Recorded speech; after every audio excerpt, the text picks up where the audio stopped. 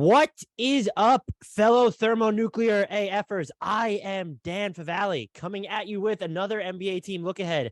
We're on to the Sacramento Kings. And so that, of course, means that I need to bring on the one, the only, Greg Wissinger. You can follow him and should follow him on Twitter at GWiss. That's at GWISS. He's an editor for the Kings Herald. That's a fantastic website. There's a lot of great writing that comes up over there. Following Greg for so long has put me onto a bunch of the good writers that are there as well. So I've been able to follow them. They put out immaculate Kings content, just like the vibes that are coming out of Kings training camp at the moment. The most important question of the podcast, though, Greg, how are you doing? Oh, I'm doing great. I mean, it's preseason. Nothing can go wrong. Everything's going to work. We're overhyping ourselves on how deep the Kings team looks, just like we do every single year before they let us down. So this is the best time of the year for us. I got to say, I'm still thinking about the Mike Brown roar a lot. That was one of my favorite things to come out of the early part of training camps for the NBA. Absolutely. It's moments like that that make me so happy we're getting back to like traditional scrums again, as opposed to just like sitting up at a podium. You know, it's like you don't get those moments when a guy's sitting at a table surrounded by like 20 reporters. No, not at all. That's the stuff we've missed out on the past, I guess, Mhm. Was it two training camps or I don't even remember. Yeah. Something like that. Speaking of Mike Brown, though, I think that might be the best place to start. What did you think of the Mike Brown hire? So when the initial list of Kings coaching candidates came out, it was originally like a list of 7 or 8 guys. Mike Brown was kind of right in the middle for me. He wasn't the guy that excited me the most. That would have been, guys like Darvin Ham or, some of the younger guys, maybe not as known or proven. But of the quote unquote retreads, Mike Brown was definitely one of the better ones. And if they wanted a coach with experience, I think that they did a good job. They got a guy who has a lot of experience, does a good job relating to players, comes from a lot of really successful programs and coaching trees, and the players all seem to be responding to him really well early on. Of course, things can always change once the season starts, but yeah, I mean, at the time it was not the most exciting, but when they got into the interviews, they also were really kind of their second round of interviews was all the tenured guys who had been around. And at that point, I was a lot more excited about Mike Brown than some of the other options that were on the table at that point in time. So, no, I mean, Mike Brown was not my top choice, but I'm perfectly happy with him. Definitely better than some Kings coaching and searches have gone over the years. And it seems to be, like I said, good vibes at this point. So hopefully that continues and he can kind of take some of those winning habits from other places and apply them here. Yeah. Were you surprised? Like you said, the second round of interviews were all like the retreat guys. Were you surprised though that they went this route of sort of the known coaches or been there, done that coaches rather than going with like a first timer or someone who was just deemed like off the beaten path more? Not necessarily surprised, because the Kings have consistently for years now gone with what is the most win now, so they're not taking the upside swing, the raw unproven guys. I mean, going from the draft to coaching to, all the way down the line, they've tried to win as quickly as possible. And it's a reasonable thing to think that if you're wanting to win now, you want a guy that can win at the NBA level. And so again, it wouldn't have been necessarily my top choice, but it also makes sense through the frame of that the Kings are operating, which is something as covering the Kings, I've had to kind of differentiate those two for a lot of years. Like, how would I be approaching this versus does this make sense in the context of what they're trying to do right now? I think he makes sense for the team because he's going to give a damn about defense. And kind of the question here is, I just want to know if you had any like themes you noticed from the offseason or takeaways from the offseason, thoughts from the offseason on an overarching level that are sticking with you leading into this year. Because Matt Moore of Action Network put it best to me. He was like, De'Aaron Fox, Sabonis, plus a fuck ton of shooting does make a ton of sense. And so, like, is that just sort of the prevailing theme from the offseason? Is that's the model that the Kings decided to follow? Absolutely. I mean, the biggest issue, especially as soon as they made that trade, when they traded for Sabonis, they got rid of Halliburton and Buddy Hield, which were their 2 best 3-point shooters. And it was like, okay, now we've got a speedy fast guard who wants to get in the lane. We've got a really talented center who operates mostly kind of high post. It's like, okay, you need to have shooters around that. And the Kings had none. I mean, they were still not those two players were still okay in the limited time they had after the deadline. But yeah, the overall model needed shooting, and they definitely went out and got that all around them. I mean, Keegan Murray, Harrison Barnes, Malik Monk, Kevin Huerter, like all those guys can shoot, open up, space the floor a little bit. So that seems very clear. And then just kind of going back to the coaching search, all the guys that they went with in the second round of interviews were all the defense focused guys. Like Mike D'Antoni didn't make it to the second round despite his past success, like, which almost seemed a little counterintuitive because obviously they are going so offense heavy with the way they built the roster.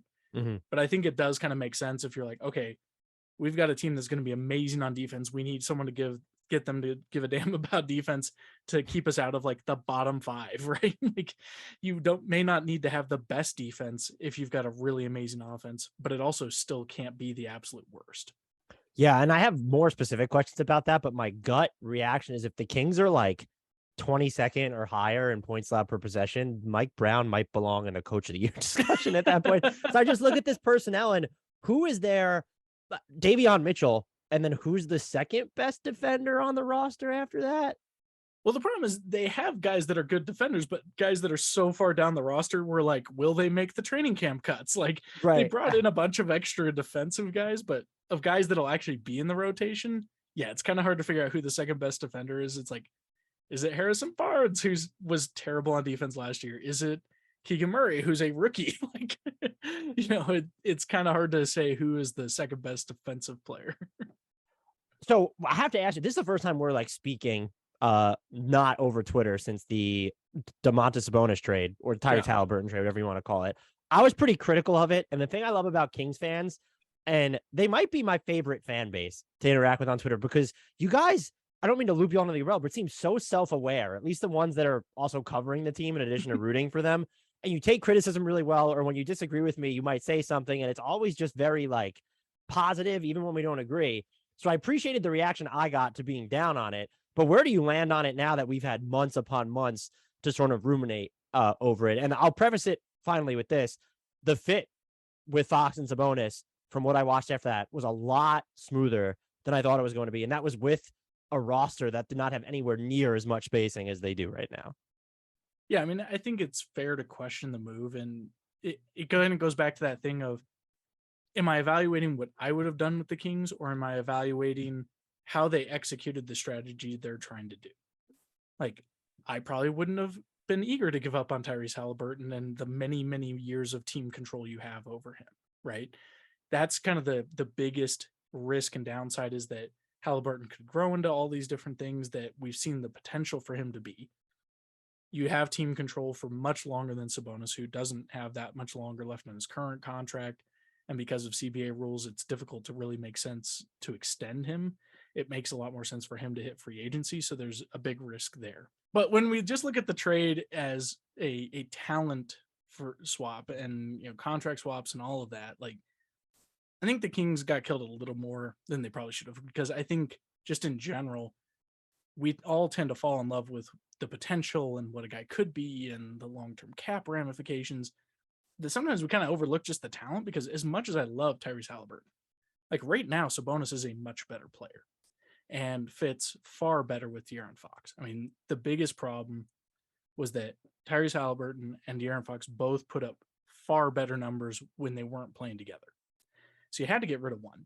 And I think they probably would have preferred to get rid of Fox, but the market wasn't there the way it was for Halliburton. They could get much better talent in. And if you're trying to win now, as short-sighted as it may be, that in that lens, that trade makes sense, because they did get better now and for the next couple of years.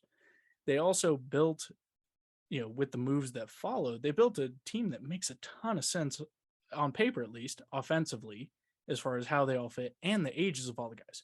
Fox, Sabonis, Halliburton, Murray, Monk, even Davion Mitchell, like they're all within like 2 years of each other age-wise. So it's a group that is still young enough to have room to grow, but cohesive enough, and there's enough experience there where they should be able to do some winning right now. I'm just still so perplexed that it came down to they had to get rid of one of them. Is there other stuff they could have done to have made that? It's not even worth rehashing because you're right. Like when you look at the on-off splits of them, like they be night and day. I look at Tyrese Halliburton's game and I'm just a little bit surprised it got to that point, I guess. Well, and the problem was that, and I think that this is kind of a flaw that gets overlooked with Halliburton, is that he is very quick to defer. As talented as he is, if there's anyone else that he thinks is kind of on his level or better, he immediately defers. Like if you look at what happened with the Pacers when I think it was Brogdon came back from his injury, suddenly like Halliburton's stats dipped because he was deferring to Brogdon all the time. That's why they got rid of Brogdon this summer. Like it's just because he's a nice guy, a friendly guy, a passive guy. He's not looking for his own game, even if the team's like, please look for your own game a little bit more because you're really good. And so playing him alongside Fox, he wasn't going to be as aggressive as he needed to be. Fox is going to struggle because he needed the ball in his hands more. And after the trade, in various interviews, Halliburton, Fox, and Davion Mitchell all said something to the effect of like, there were three of us that all needed the ball in our hands, and we knew one of us had to go. Like everyone in the locker room knew it. Like it wasn't that they didn't get along. There was no like infighting. It was just that they all knew like our games don't mesh well enough. So what did you make of the Sabonis Fox fit through what we did see for a few games last year? I mean, it was some of the most fun I've had watching the Kings in years. I'm really excited to see what it can be going forward. I thought it was smart that when both of them kind of had some minor injuries, they just shut them down and didn't try to, run it back. But I'm really excited to see how it goes this year, just because Sabonis is by far the best player Fox has ever played with, and the guy that can help unlock different levels to his game, because Fox can be ball dominant, but then he can still dump the ball off to Sabonis, and then Sabonis will find him again, because Sabonis is such a gifted passer and rewards cutting and sees the angles and all of that, where it can unlock that way that the Kings could use Fox's speed where they really haven't been able to before. Yeah, that was the one thing, or one of the things that I noticed during the games they played together, is that Fox was felt like he was moving more and with just more spirit and purpose. And that's just not something I'd accounted for when initially evaluating the trade, which I guess is why we play the games, huh? For Sabonis, though, so he's extension eligible right now. They can't. I think the highest starting salary they could offer him in an extension is about 24.8 million, around there. Is that when you're looking at that money, I'm assuming it's money that you'd be comfortable giving him if he would take it, just because it's with the cap going up. But I think with the cap going up, and unless he starts to play really poorly in Sacramento, this is probably a situation. Yeah, he might still resign with the Kings, but he's probably going to become a free agent. This isn't going to be an extension situation, right? That's the assumption, just because, I mean, like you said, that number is not that big, especially factoring in that the cap will be going up. I don't think he's necessarily going to get a max contract in free agency, but he's probably going to get more than what the Kings could pay him on an extension now. So even if he's happy there, and if the Kings are doing well, he might be happy to resign there. I mean, he doesn't seem like a guy who is seeking out a big market or anything like that. And he wanted to be in Cali in general, right? There wasn't a list of teams. He just wanted to be in Cali. Exactly. So that would be me. I don't care which team I go to. Just send me to Cali, though. He bought a house in Napa. His wife is from somewhere around there. So there's all those little things that we glom onto as fans. Here's why he's going to stay, but ultimately it's going to come down to if the Kings are good or not. If the Kings are good, he might stay, especially if his family's happy, he's happy. Why wouldn't you? Because at that point, the Kings would be able to offer just as much as anyone else. So it's just, does it work? If it doesn't work, the risk is you could lose him for nothing. De'Aaron Fox did his usual thing last year where he makes me question my unending belief in him. And then he finishes the season so strong that I'm drunk on De'Aaron Fox by the end of it. After that trade, he was at 29-7, 36% from three, 4% or something ridiculous on twos, just sick efficiency. Was his year, the struggles overblown? I mean, defensively, no, I don't think they were overblown, but was the way his season painted overblown? Was it properly contextualized? And what are you looking to see most out of him entering? This is year 6 for him, which makes me feel really old for some reason, because I feels like he was just a rookie. No, I don't think it was unfair at all, because he really struggled to start the year. I mean, he started off really poorly, and we were trying to figure out why. he came in with like a lot of added bulk. It's like, okay, did the bulk throw off his form or slow him down? Is it conditioning? Is he just not used to it because he wasn't getting the foul calls he was used to because they were cracking down on some of the whistle in the paint? So we were looking for all those reasons. And by the end of the season, it seemed like whatever it was, whether he was in bad conditioning or in a funk or whatever it was, he worked himself out of it, but it was too little too late. But the problem is we've seen that more than once. Like he's done Right. that multiple years. And it is really aggravating because, yeah, I mean, I think a lot of Kings fans are at that same point where it's like, this is kind of a make or break year for him. Like this team is built to highlight him at this point. Like he's got shooters all around to create space and have outlets to pass to. He's got a big man who can pass and reward him off the ball. Like he's got everything at his disposal. It's really just, can he show up and deliver from day one? And he even talked about it in training camp earlier this week that the key is not to get off to a slow start, to come out firing from day one. And I do think the biggest thing for him, it's probably become a cliche to mention, but it is still the jumper for me. He was at 39.1% on off the dribble threes after the Sabonis trade. I think he was at, and then he was at like 37+% on catch and shoots. I'm not saying he needs to be that high, but like that needs to become like, he's always been able to, like, we've seen him go on runs where he hits these ridiculous step backs and he's so comfortable working from the mid range, but there's always this topsy turviness to it. Or for me, this sense of fleeting where it's not going to stay like this and it's going to come and go. And I think if you're going to have him work off the ball as much, like specifically like the set three, I think might actually be the biggest thing I'm looking for from him. Is that wrong to view it in that way? Well, it's funny because if you look at the splits, when he just does catch and shoot threes, he's actually a very good shooter. It's just the problem is the majority of his threes historically have been off the dribble, and he's terrible at those. And so it's like he needs to flip which one he does the most.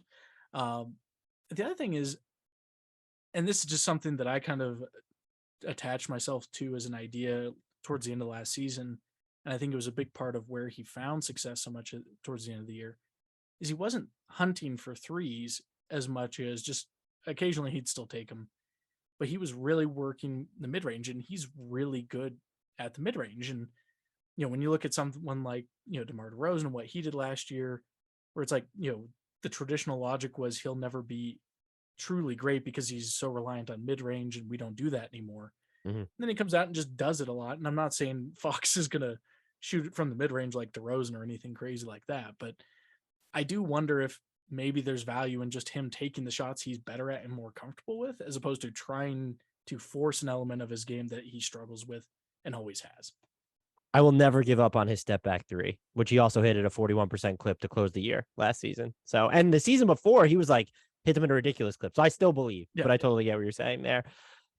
Keegan Murray. Well, go ahead. I was just going to say, I'm right there with you. I'd love to see that become a consistent part of his game. I'm just kind of at the point where I'm not holding out hope until I see it. He does look comfortable taking it. Like I guess there's been elements of always forcing it, but it doesn't look like something he's necessarily trying to force all the time.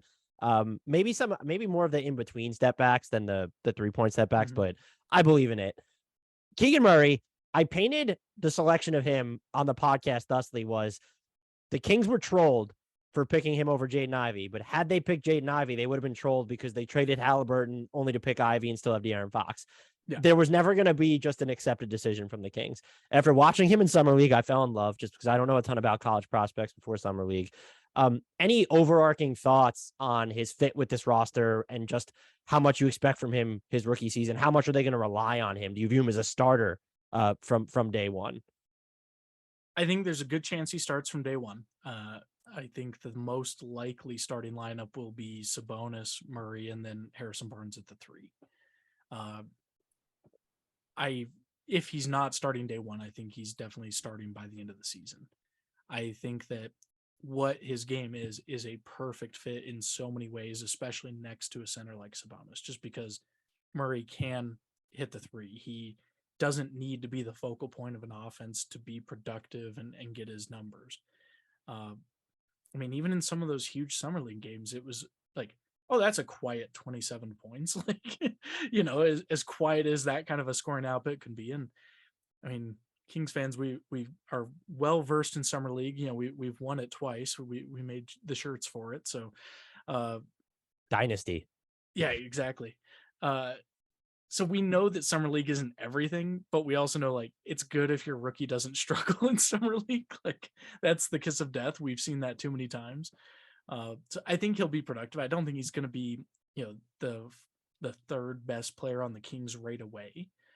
But the hope is that he could be a guy on a similar level to talent wise to Fox and Sabonis within a year or two. And if that's what you get out of the fourth pick, like that's a huge win, especially when he fits so well with what they already have. I also wonder if his summer league can be more of a harbinger for success than maybe others, because it very much didn't feel like he was in a role he wasn't going to see with the adult Kings. And they had him doing a lot of stuff off the ball. And him, by the way, him moving off the ball is like a hot knife through butter, just watching that. And so it feels like that should translate really well. And I think that's what excites me is the fit between him, Fox, and Sabonis, and then Barnes just feels like it should be seamless. Yeah, I mean, the question mark is still going to be defense, but kind of going to that point, like Jaden Ivey wasn't fixing the defense either. Like to your point about like there was no win on kind of addressing the weaknesses on that fourth pick. So I'm very happy with Keegan Murray. Like I was saying before the draft, like I would have probably picked Ivey just for the upside and all that, but that kind of goes back to the idea of what I would do for long-term building the Kings versus what they're trying to do with winning now. And if you're looking at a guy who gives you the most upside both now and I think Murray does still have plenty of upside in the long run. So I like the pick and I really enjoyed Summer League and I'm excited to see what he can do with the rest of the actual Kings around him. What are your thoughts on the Kevin Huerter trade? I love that trade.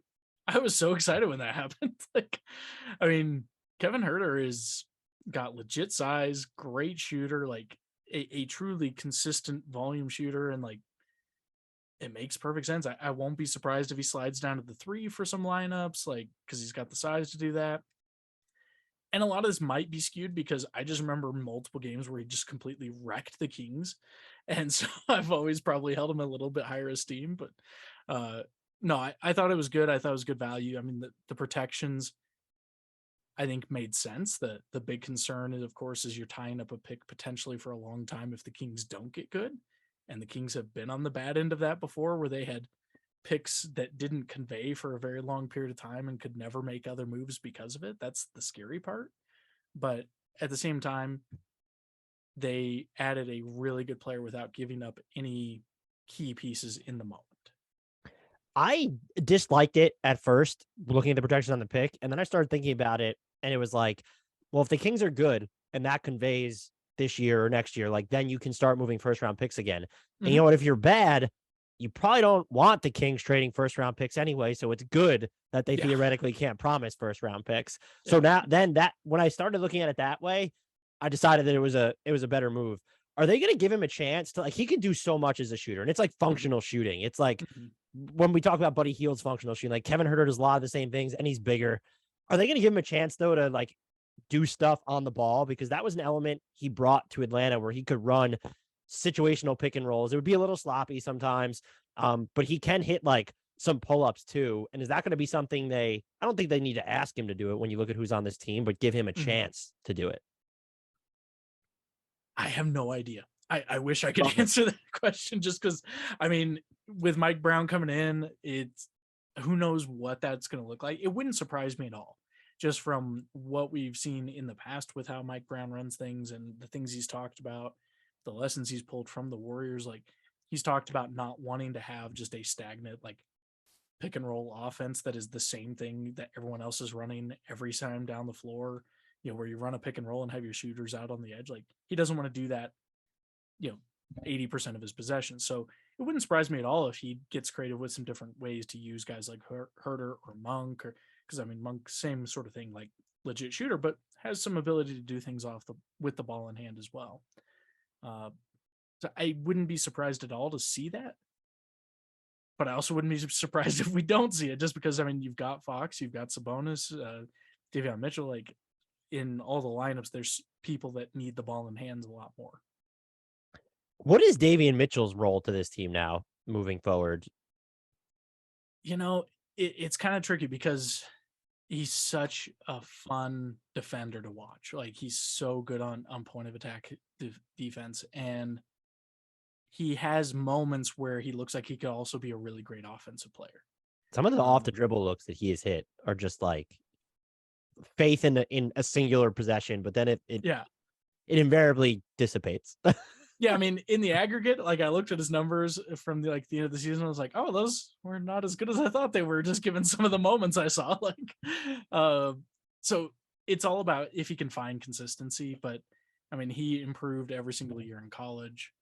It was normal to expect a little bit of a step back from college numbers to NBA, especially now in a backup role as opposed to a primary point guard, number one option on the team or number two option on the team. I think the challenge is going to be if he can figure out a way to be productive when he's not the main guy, to come in and do it right off the bench without having to play, 30, 35 minutes a game, because at least on the current lineup, I don't see how that's happening. And it could be something where if he takes that next step, maybe he makes De'Aaron Fox expendable, or if he takes the next step, maybe they trade him for something else, right? I mean, it could go either way, just kind of depending on what they think that looks like. But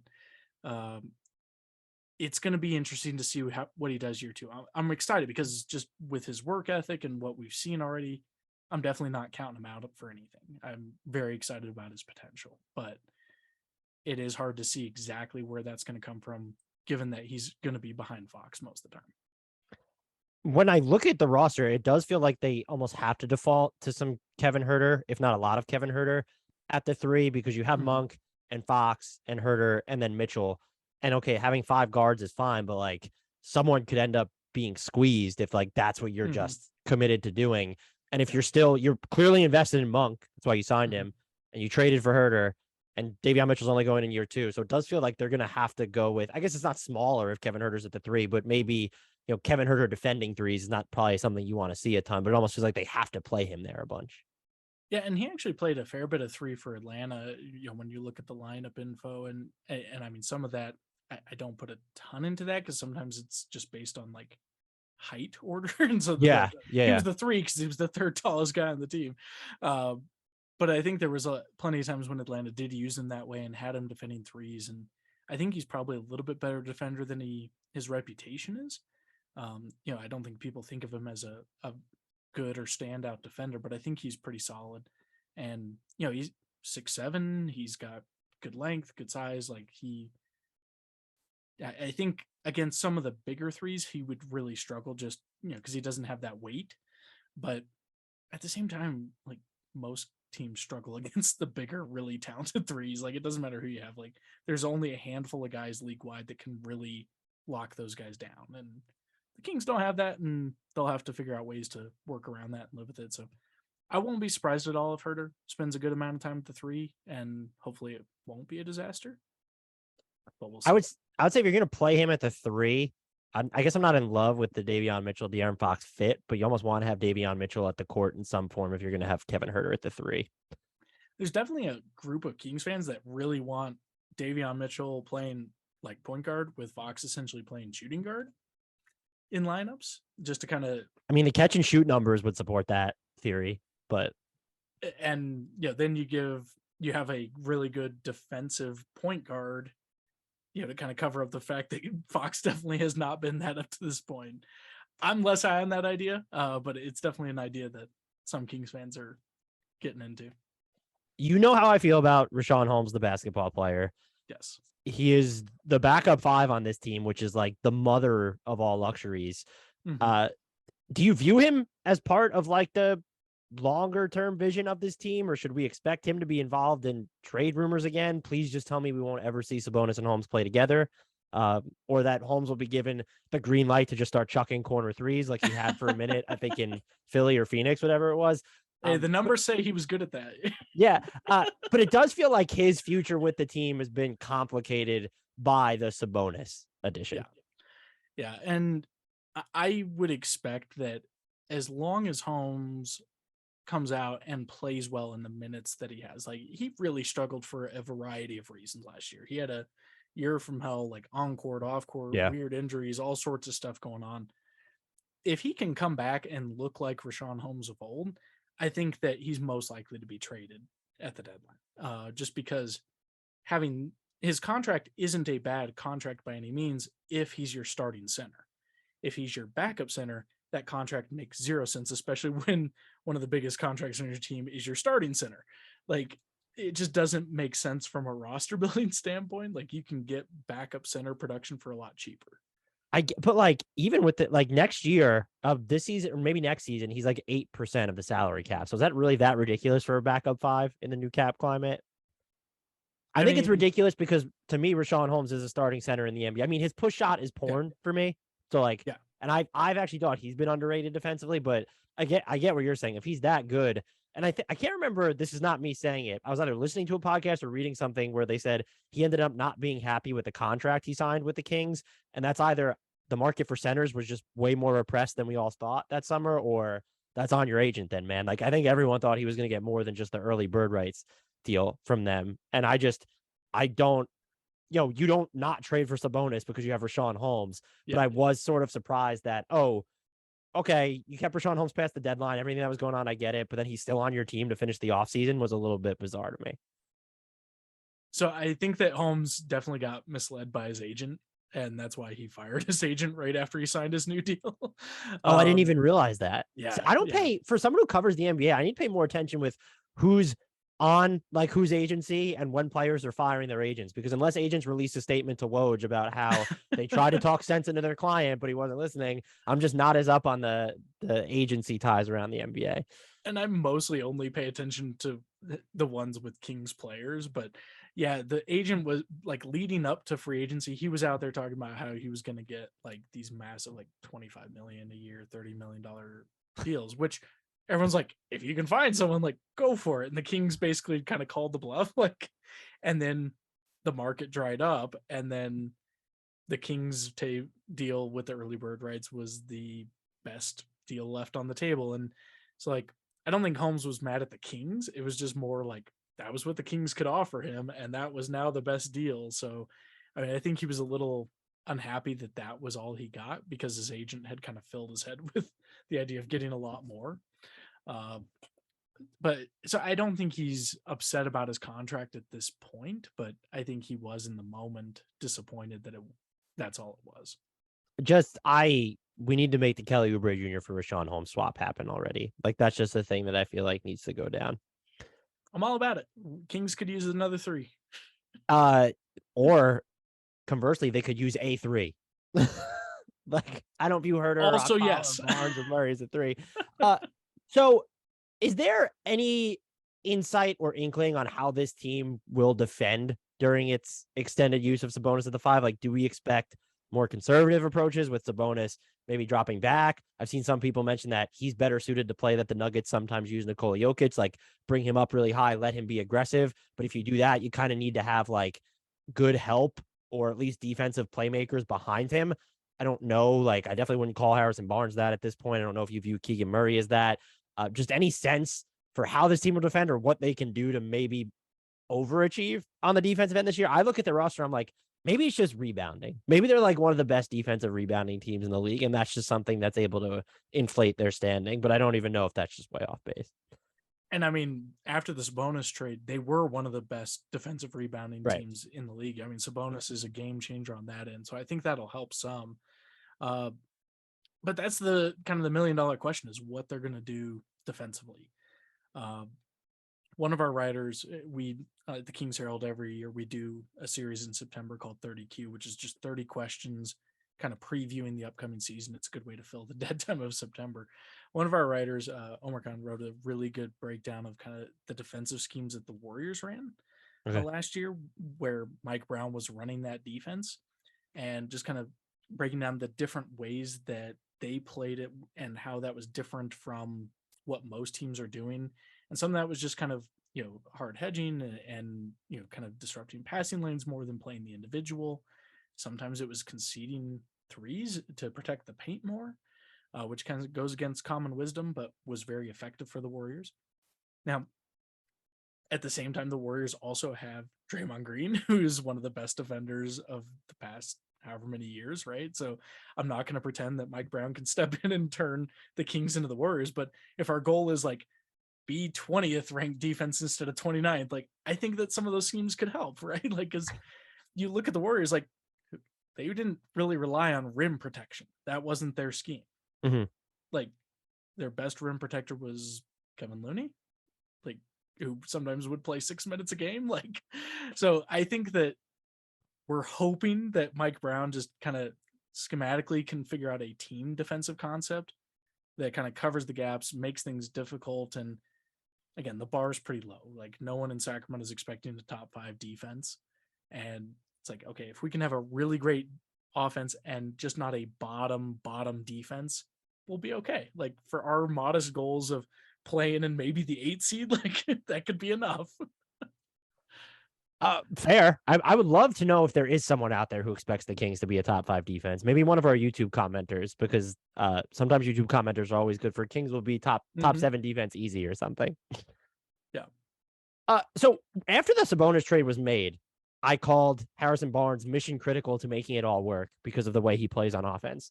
Now that they have Murray, Monk, Kevin Huerter, he is less so to making that work on the offensive end. And I had to go back and watch. He was pretty bad defensively last year. He still had like some possessions where I was just looked like, oh, Harrison Barnes is moving really quick. And it's like one-on-ones against higher profile dudes. Is he just getting up for those? But he looked like, you watched way more of him than I did, but he looked like stiff and like slow at a lot of points.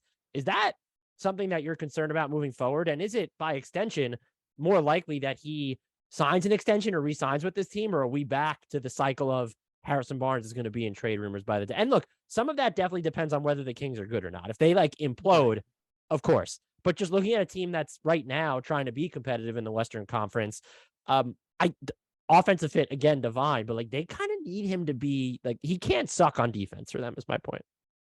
No, I totally agree. And last year, like it's funny, I wrote an article as part of that preview series, Can Harrison Barnes Bounce Back? Which is funny because if you just look at his stat lines, like he had a better year than the year before. But watching game after game, like he was checked out entirely on defense. And I don't know if it was age or nagging injuries or just stopped caring. My personal theory is I think he stopped caring because last season was a lost season in so many ways and just kind of a repeat of a cycle that has kind of plagued the Kings year over year over year. And I think that we can attribute a decent amount of like Fox's performance and Barnes and guys who've kind of been through that ringer multiple times. Like I'm hoping that they were just checked out, and I wouldn't blame them. Like we all want NBA players to be like gung ho every night, but the reality is they're people, and you can only care about defense so long when Buddy Hield is blowing it every third play, like even if you played your best. So I do think that there's probably a human element. He's probably not as bad as he was last year. He is probably not as good as he was at his peak, which was never exceptionally high. But I do believe he can be better because, I mean, he really looked re-energized in those games that Sabonis was there. I mean, it was a short sample size before Sabonis hurt his knee and was done for the year. But in those games, Barnes looked completely different. So I still have hope that we're going to get some of the old Barnes. That being said, yeah, I don't think if the Kings are doing well, they're going to trade him. I think that they will kind of keep the ship moving forward. They're not going to disrupt it and take away a key veteran like a locker room guy and reliable role player. But if they're struggling, or if just the right opportunity comes along, a guy who's not a huge downgrade but maybe has some more upside longer term, I could definitely see them still going for a move to improve long term, as long as it wasn't a huge step down quality wise for this season. Who do we trust more as sort of the primary wing checker right now? Is it Harrison Barnes or Keegan Murray, looking at that projected starting 5? Is that a stupid question? You can also answer it in that way. It's just so hard to answer just because we haven't gotten to see Murray play defense against NBA guys outside of Summer League. Like he played really admirable defense against Paulo Banchero in that really good game between the Kings and Magic in Summer League, but it's still Summer League. Like, I mean, those two guys were going at it. It was a lot of fun to watch those two, and Murray, I thought, did really well. I don't know if that's a good barometer for how he can check an NBA wing, like especially a better one. So I have no idea who their go-to is going to be. It could be one of those, there's some guys they've got as kind of end of bench guys that aren't expected to be part of the main rotation, but they're defensive specialist, and maybe they just throw those guys out there in those scenarios. Just go play defense. Don't worry about anything else. We just want you to pester this guy for 10 minutes and piss him off. Like, I will say I'd probably still pick Harrison Barnes. I'm just going to default to the veteran. And some of the most defensive possessions I saw from him last season, went back and watched, was when he was going up against Andrew Wiggins, which was sort of like I don't know if that was a him like, oh, like this is the new Harrison Barnes of the Warriors. Like, I'm going to get up for this matchup. So I don't know if there's anything tied to that, but you sort of touched upon this. What does this secondary front court rotation look like? If we're going to go Barnes, Murray, and Sabonis, I would say as of right now, Richaun Holmes is going to be locked into like that backup 5 spot. Then how are you sort of, mixing and matching with the 3-4 spots on this team? We've already mentioned that, hey, maybe Kevin Huerter plays some 3, but you still have, players who are under contract, like a Trey Lyles, but then you have like, oh, is Kent Bazemore going to make this roster? So how do you sort of see that shaking out, that secondary front court rotation? I think that, based on the roster right now, I think Trey Lyles will get the majority of the backup 4 minutes. He was actually really solid after the trade deadline for the Kings, kind of like a nice surprise, like for his contract and for expectations. Was like, oh, this is a competent basketball player. And as your backup 4, your 9th guy in the rotation, like, I think he's a pretty solid player. I think the bigger question is the 3 and what they're going to do there. I don't think there is a clear answer, and that's where I think that we're going to see a lot of kind of creative lineup slides where, you put in Lyles and slide Murray over to the 3 for a few minutes. That one I'll leave in there. Basketball reference page goes rosy again, but please continue. I apologize. You put Lyles in as a 4, slide Murray over as the 3 for a few minutes, and then next time out you bring in Huerter at the 3 to sit Murray. And there's ways you could kind of manage the minutes. It's definitely not ideal, or they might just throw out Chimezie Metu as a 3 or something. I have no idea. Oh man. It could be one of those guys that they brought in for training camp. There's KZ Okpala, there's Chima Monike, there's Kent Bazemore. Like, Terrence Davis is still on this team. It wouldn't surprise me if he played some backup 3. Like, I think he's a little undersized for it, but there are probably worse options on the Kings roster. Is there a bigger concern for this roster than that sort of wing rotation, or is that just clearly the biggest issue for them leading into the season? No, and that's the biggest thing. And I think that's why you'll see a guy like Holmes be readily available. It's like, if there's a team with an extra wing who needs an upgrade on their starting center, you can downgrade your starting center and it's not going to be as big an impact, just because Sabonis is going to play a lot of minutes. Like, it's not going to be as big an impact as if you bring in someone who can play consistent rotation minutes at small forward. I do have, I would, do you think they should be involved in the Jay Crowder sweepstakes that are, insofar as there are Jay Crowder sweepstakes? It's all about cost. I would be very happy if they could add Jay Crowder without giving up. Like, I don't want to give up Harrison Barnes to get Jay Crowder. That doesn't make sense to me. Yeah. But like, if you could give up some of like kind of the like a, throw together a package of like Terrence Davis and Alex Len and, something else, and that was enough for Phoenix, just a little extra depth that, I'd totally do that. If they wanted to figure out a framework of Holmes for Crowder, I think Holmes is a lot better player, but just positionally, I think that could even make sense. You get off the long-term money, you create a little bit of future cap flexibility, you improve the wing right away. Like, I don't think that'd be the worst idea in the world. It would probably get roasted and would probably backfire because it's the Kings. But yeah, I think that it's one of those things they should be kicking the tires on, but they shouldn't be throwing the kitchen sink at. I have some names actually circled for them that weren't Crowder that I'm just wondering that I think are cost effective for them or gettable. Josh Richardson in San Antonio, not necessarily a 3, but he would immediately become their best 3 if they traded for him. And he was quietly pretty good last year. Also, if Memphis is kind of done with the Dylan Brooks experience, you don't need offense on this team, and you might be able to keep his shot selection in check by virtue of having more ball handlers, like a better ball handling pecking order, or not ball handling, but usage pecking order. When you look at Sabonis, when you look at Fox, I don't know what it would cost to get him because Memphis shouldn't want Holmes, but they should probably really want Barnes. And so maybe you expand that deal. I thought about Marcus Morris Sr. a little bit because I thought if you built something around Richaun Holmes and salary, that's something that could actually work. But we get into the other issue of, do you really want Marcus Morris and Harrison Barnes and Keegan Murray? Those are 3 4s in my book when you really look at them. So, but I do think that they're built just having Holmes, and then even some of the middle end contracts that they have.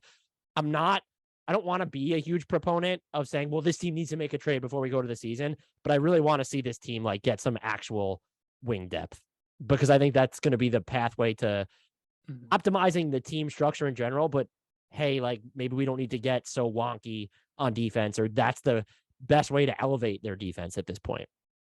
No, absolutely. I mean, it's definitely the biggest area that could use an upgrade. And yeah, I mean, like if Phoenix was willing to entertain, Barnes, and this is where the Huerter trade gets tricky because you can't throw in picks, right? But something like Barnes and something else, in a package where you take on get back like a guy like Cam Johnson, I would be thrilled. I don't think Phoenix is going to do it, but I think that the framework makes sense because the Kings want a young guy who they could build around. The Suns are trying to win now. A guy like Barnes helps that. Like, again, I think that's something very unlikely, but those are the types of things that I would be looking for if I was in the Kings front office. They could also, and I wouldn't be opposed to this, just like take a flyer. And by that, I mean, like, hey, the Knicks decided to trade a first-round pick for Cam Reddish and still don't plan to play him. So can you make a move like that? I just want to see them and maybe there are teams that could just implode this season. Like, what happens if Portland doesn't pan out? Is Grant and Hart available all over again? I'm not sold on Dallas after the offseason they had. Does Reggie Bullock become available again? It's lower end solutions. I really just want to see them get some extra wing depth on this team. You kind of you talked about the starting lineup already, and I love going through what the top 10-man rotation would be for every team before the season. The Kings were among the teams that made me pull my hair out because they do have, I think, probably 8 locks in the rotation when you look at Fox, Huerter, Barnes, Murray, Sabonis, Monk, Holmes, and Mitchell.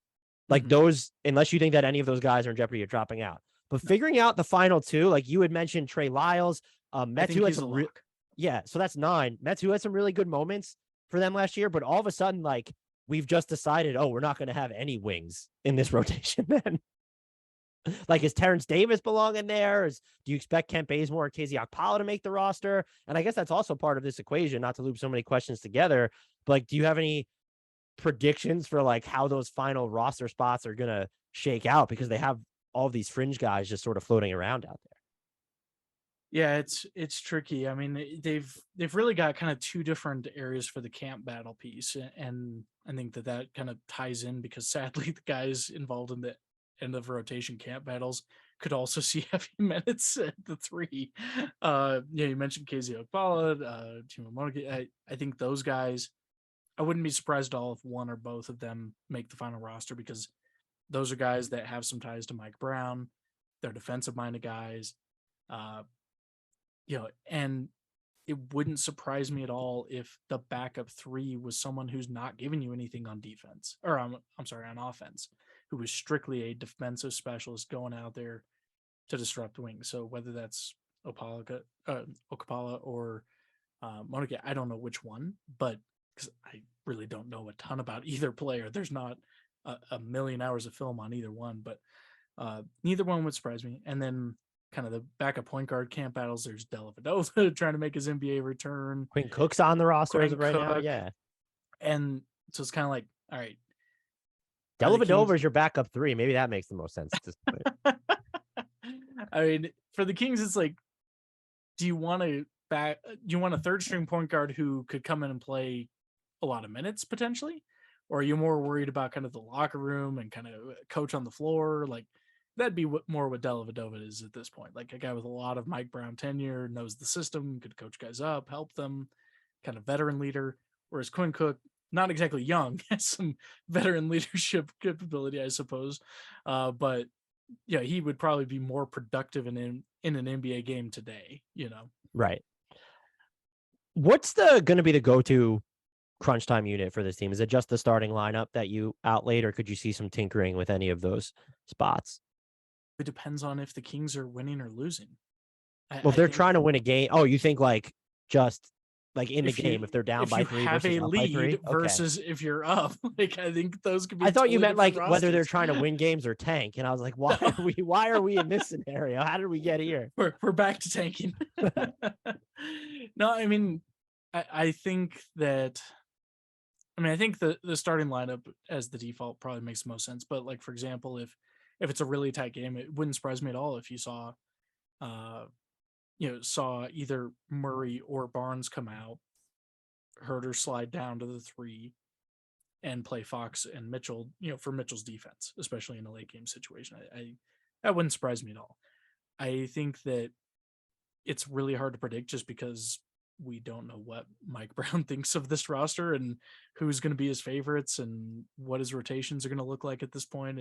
That's the biggest question mark because there is a lot of talent on the roster, but it's definitely not perfectly lined up. And so how he makes that work, how he shifts those lineups, that's kind of the underlying question behind it all. Is there a weirdo, quirky, bonkers lineup that you want Mike Brown to try this season? That I want or that Kings fans want? Both. Give me both. I love this is honestly my single favorite question of I the know it Lookahead is. pods that I know asked. it is. And we've done this before and ended up seeing those crazy lineups on the Kings. So we can speak them into existence right now. So choose carefully. So the big one that there is definitely a contingent of Kings fans that want to see Sabonis and Holmes play together. Which I know are they masochists? Like yes. what is? I mean, they're Kings fans, so fair enough. Yeah. The one I would like to see that I think would be just kind of a fun, weird, crazy lineup is, something like, and it's probably like a bench unit, so it's probably Holmes instead of Sabonis, but like, you got your Sabonis or Holmes, either one, and then go like crazy small, do like Huerter, and then like Terrence Davis, like Monk and Fox or Davion or something, just something like essentially what really on paper is 4 shooting guards, all at once, just going nuts. Like, I'd be with it. You're going to be surprised because I know that I skew micro in this area and in many others. Is I want to go big. I want to see Metu with Sabonis, Keegan Murray, Harrison Barnes. I'm willing to have De'Aaron Fox rounded out, but I prefer it to be Kevin Huerter in that situation. There's no point guard there. There's no like outside in ball handler you're going to trust, which is why Fox would probably make sense with just, let's call him 4 bigs around him. Fox plus 4 bigs is what I want to see. And I'm just like, just see what happens. It's like, it can't be any worse defense. Like if it can't be any worse defensively than you're going to probably end up being, because I try to go through like, what's the best defensive line of this team look like? And I think a lot of that's just going to depend on what if Fox is like trying or not as stiff himself defensively. That could change a lot of things for the Kings. But so let's just go Fox plus 4 bigs or Huerter plus 4 bigs. That's what I want to see, because Huerter's 6'7" and he'd be the smallest player in that lineup I outlined. So the problem with that is that Chimezie Metu would take the most shots out of anyone in that lineup while they were on the floor together. You know what? He was shot like 50% on long twos. It was like 14 to 31 or something like that last season. He is caps lock floor spacer. Dude, Chimezie Metu, when he's having a good game, he is a lot of fun. And I like the guy. He's a fun success story. Like, guy came up from a 2-way contract, but man, the Kings get really frustrating when he has to play a lot of minutes because he does not care if he's having a good night or not. He is going to shoot like it's a good night every time. That just seems aspirational to me. I want to have that much confidence. As we record this, the Sacramento Kings over under is at 33.5. So as of now, are you smashing the over or the under? And where do you see them lining up relative to the rest of the Western Conference this season? Yeah, and I feel very comfortable going over, just based on, again, I mean, it was a small sample. I know that. But the way that the Kings played following the Sabonis trade before Sabonis and Fox went out, they were really good. They were really bad for most of the year before that. Once those two went out, they were really bad again. They still won 30 games. Like a 3.5 win improvement with a full season of Sabonis, with all these shooters, with a coach who's not Luke Walton. Like, I think I think it's a no-brainer that they're going to win an extra 3.5 games. That being said, I was a lot more happy when I placed my bet when it was like 31.5. So it was like easy money. I'm good. I'm happy with that. But I think it's going to be one of those few times I tell people that the over is a good idea for the Kings. I'm leaning the over myself as well, which is ridiculous because I don't think I've ever picked the over for the Kings. I should go back and look at what we picked last year. But I think they've hit the over like 1 year out of the last 10.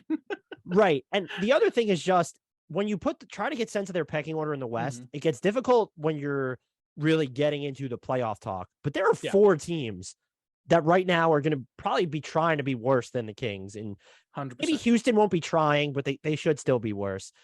You have Utah and San Antonio. They're actively trying to suck.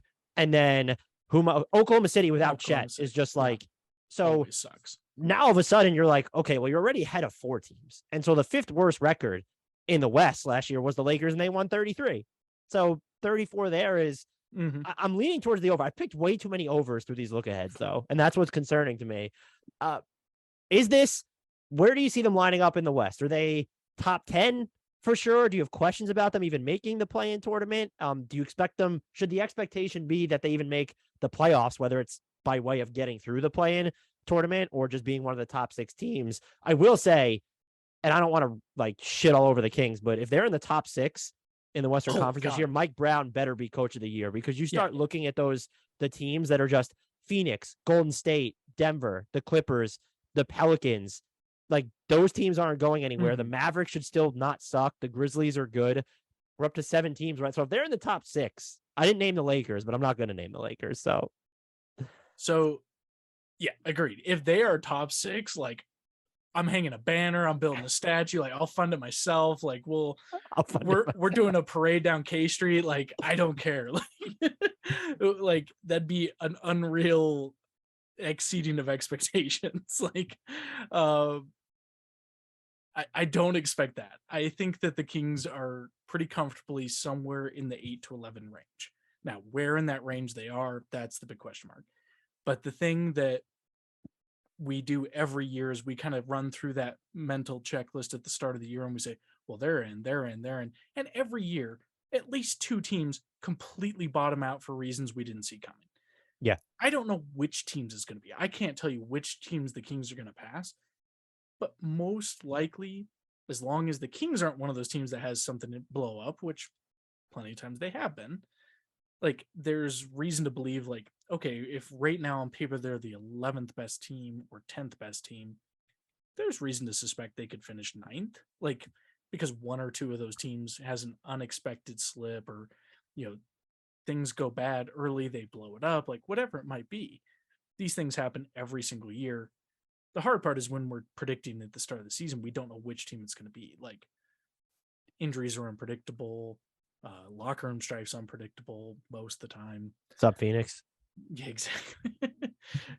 They are the opposite of Sacramento's vibes in training camp. Like, when I do look at the West, though, and you're right, like the injuries could definitely impact this. I'm not sold on Dallas or Memphis as sure things right now. I think most people are. When you're just taking a step back now, I think they have to pass like 1 team is basically what I'm looking at when you count out the other 4. I think their best bets at the moment are probably a Portland or the Lakers. Those would be the most likely candidates. I mean, I never want to wish injury on it, but there's a couple of teams in the West that are very reliant on one star, right? That one big injury at the wrong time, early in the season could completely change their trajectory. And hopefully that doesn't Dallas happen. Would be absolutely fucked if anything happens to Luka. I'm not wishing that. Luka is one of the best basketball players in the league. I love watching him. But I love Luka. I wasn't going to say the name, but well, I'm just, there's a lot of like, even the Lakers, they have 2 stars, but if you look at their roster, that makes with all the stuff coming out about Russ, their roster increasingly makes no fucking sense right now. It's like, let's load up on guards, one-way players, whatever. So 1 injury there screws them. So, well, I mean, who on the Lakers ever gets injured? I'm still laughing at the Kirk Henderson tweet. Report Anthony Davis out 4 to 6 weeks with chip on shoulder. Yeah. I mean, but yeah, I mean, it's just one of those things. I mean, the Clippers have a couple of key players that miss a lot of games to injury or have over the last couple of years. Doesn't mean they will this year, but injuries happen, especially on these star-heavy older teams, and that can really throw a wrench in things early on. And sometimes, if it happens early enough, teams just tank it away. And I mean, we saw it with Portland last year. No one was predicting them to be outside the top 8 last year, and I mean, it happens. Plenty of teams will take that opportunity to do a quick reset and kind of steer into the slide, if you will. So it wouldn't surprise me at all if that happened. But it's also not a great place as a Kings fan where you're like, all we need is a couple of key injuries and we're in the play.